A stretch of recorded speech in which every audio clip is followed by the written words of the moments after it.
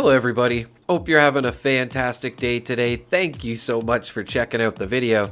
Today I'm going to be doing a video going over an archer build or a bow build, whatever you want to call it. If it's viable, if it's good, if it's fun to use, and all that good stuff we're going to go over in the video here everybody. A perk set for a build as well. Let's get into it. Okay, so this is where you will get the bow, or the compound bow plan is at Foundation, and you can get it from Sunny. Just keep in mind that there are two robots named Sunny, so you want the one on the right side, it was for me.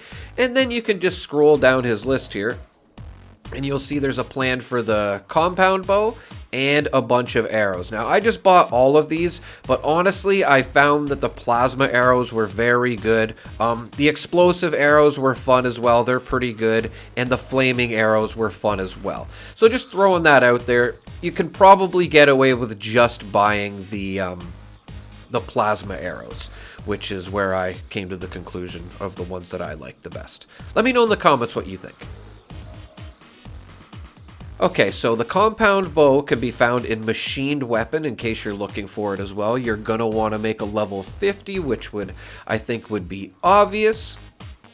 And then I'm going to show you the perks that I put on it, which is really not a lot. I did end up rolling an instigating and a bloodied. I didn't find too much difference between the two. I almost felt like the bloodied was better.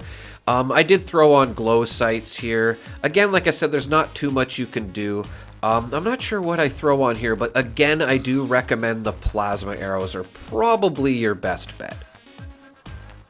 And an instigating or a bloodied, as you're going to want to be low health with this build.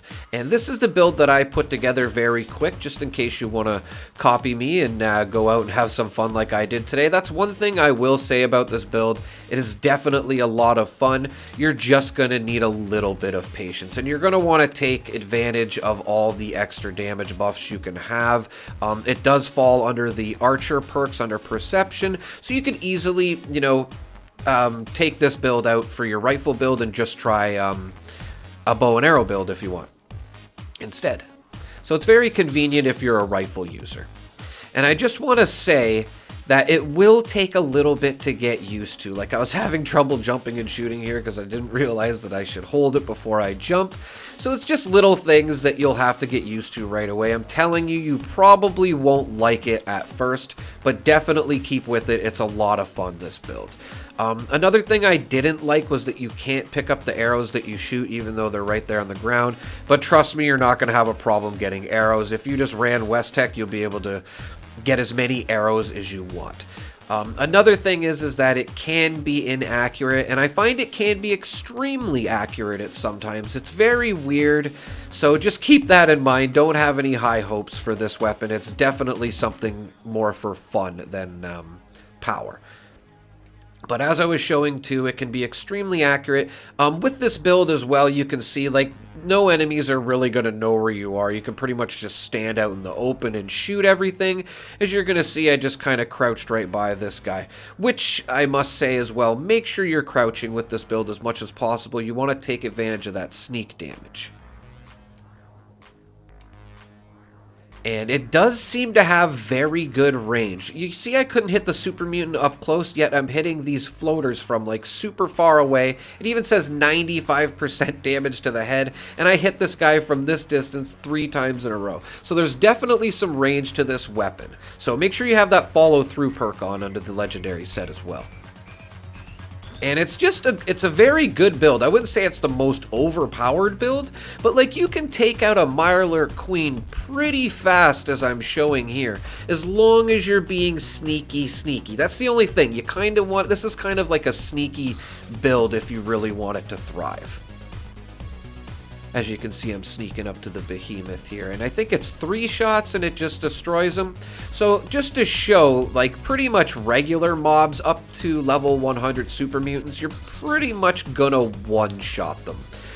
It's still not the fastest to kill them, though. If you're using a rifle that took a couple shots, it'd probably still be a little quicker.